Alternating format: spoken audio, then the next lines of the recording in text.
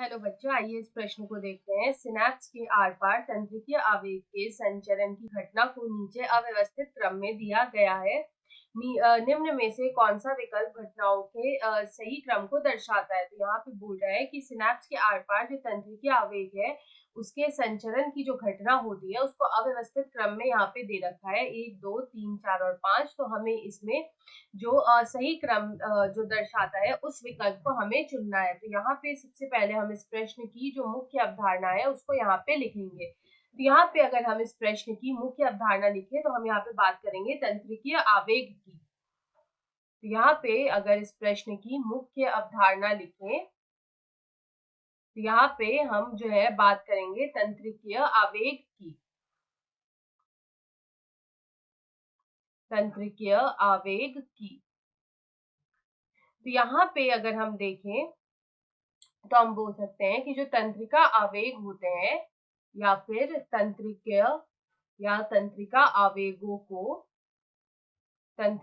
आवेगों का जो यहाँ पे संचरण होता है वो किस तरीके से होता है। तो यहाँ पे हम बोल सकते हैं कि तंत्रिका आवेगों का एक न्यूरॉन से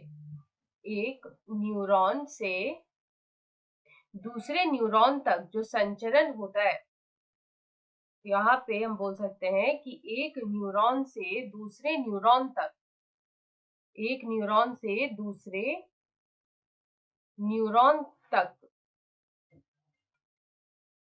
दूसरे न्यूरॉन तक जो संचरण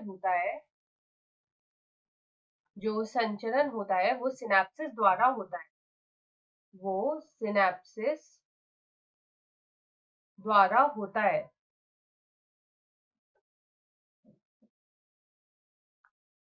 तो यहाँ पे अगर हम देखें तो एक सिनेप्स का जो निर्माण होता है वो यहाँ पे जो है पूर्व सिनेप्टिक न्यूरॉन तथा पश्च सिनेप्टिक न्यूरॉन की झिल्ली द्वारा होता है। अगर हम यहाँ पे इसके क्रम को देखें कि किस तरह से जो घटनाएं होती है वो किस क्रम में होती है, तो यहाँ पे जो सबसे पहले आता है वो आता है क्रियात्मक विभव। तो यहाँ पे जो क्रियात्मक विभव जो होता है वो टर्मिनल पर पहुंचता है। यहाँ पे जो क्रियात्मक विभव है वो एक्सॉन टर्मिनल तक पहुंचता है। वो एक्सॉन टर्मिनल पहुंचता है। उसके बाद जो दूसरा आता है वो होता है अग्र सिनेप्टिक झिल्ली का विध्रुवन हो जाता है। तो यहाँ पे अगर देखिए तो जो अग्र सिनेप्टिक झिल्ली इस अग्र सिनेप्टिक झिल्ली का विध्रुवन हो जाता है। उसके बाद अगर हम यहाँ पे तीसरा देखें तो जो तीसरा आता है उसमें क्या होता है कि जो सिनेप्टिक पुटिका है वो अग्र सिनेप्टिक झिल्ली से जुड़ जाती है और न्यूरोट्रांसमीटर सिनेप्टिक दरार में मुक्त कर दिए जाते हैं। तो यहाँ पे हम बोल सकते हैं कि जो सिनेप्टिक पुटिका होती है वो यहाँ पे अग्र सिनेप्टिक झिल्ली से जुड़ जाती है। वो यहाँ पे अग्र सिनेप्टिक झिल्ली से जुड़ जाती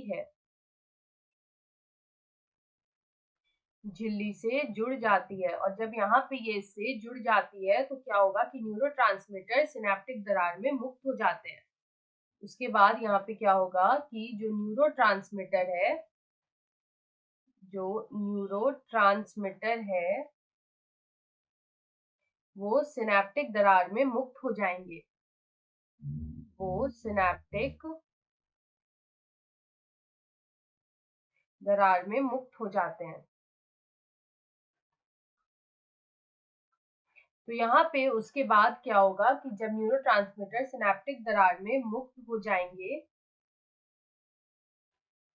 जब यहाँ पे ये जो न्यूरोट्रांसमीटर है वो जब सिनेप्टिक दरार में जब मुक्त हो जाएंगे तो उसके बाद अगला यहाँ पे क्या होगा कि यहाँ पे जो न्यूरोट्रांसमीटर है वो पश्च सिनेप्टिक झिल्ली के ग्राही से जुड़ जाते हैं या जुड़ते हैं। तो यहाँ पे हम बोल सकते हैं कि जो न्यूरोट्रांसमीटर होंगे वो यहाँ पे किससे जुड़ेंगे, तो ये जो न्यूरोट्रांसमीटर है ये पश्च सिनेप्टिक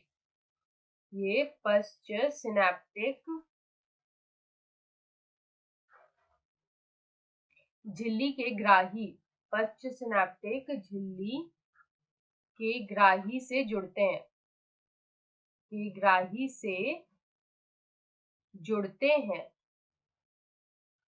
उसके बाद अंत में यहाँ पे जो होता है, जो हमारा आखिरी होगा वो होगा विशेष, वो होगा यहाँ पे विशेष, जो विशेष आयन चैनल है वो यहाँ पे खुल जाएंगे। विशेष आयन चैनल जो है वो यहाँ पे खुल जाएंगे, वो यहाँ पे खुल जाएंगे। और यहाँ पे जो आयन है उनका प्रवेश यहाँ पे आरंभ होगा, जिससे पश्च सिनेप्टिक न्यूरॉन में एक नया क्रियात्मक विभव उत्पन्न होता है। यहाँ पे अगर हम देखें तो इसका जो सही क्रम यहाँ पे निकल के आता है वो आएगा यहाँ पे, जो हमारा क्रियात्मक विभव यानी कि ये जो है ये हमारा हो जाएगा यहाँ पे फर्स्ट, पहला। उसके बाद जो हमारा दूसरा यहाँ पे आएगा वो आएगा अग्र सिनेप्टिक झिल्ली का विध्रुवन हो जाता है, ये हो जाएगा हमारा दूसरा। उसके बाद जो यहाँ पे ये जो तीसरा दे रखा है ये हो जाएगा हमारा यहाँ पे तीसरा। और यहाँ पे जो न्यूरोट्रांसमीटर पश्च सिनेप्टिक झिल्ली के ग्राही से जुड़ते हैं ये हो जाएगा चौथा। उसके बाद यहाँ पे ये हमारा आखिरी यहाँ पे हो जाएगा जो पांचवा है। तो यहाँ पे इस तरह से जो है हमारा क्रम चलेगा। सबसे पहले आएगा 5, 4, फिर 3, 2 और फिर 1। जो हमारा ये जो विकल्प होगा वो हमारा यहाँ पे विकल्प ए में दे रखा है 5, 4, 3, 2, 1। तो विकल्प ए हमारा सही उत्तर है। आशा है आप इसे अच्छी तरह समझ गए होंगे। धन्यवाद।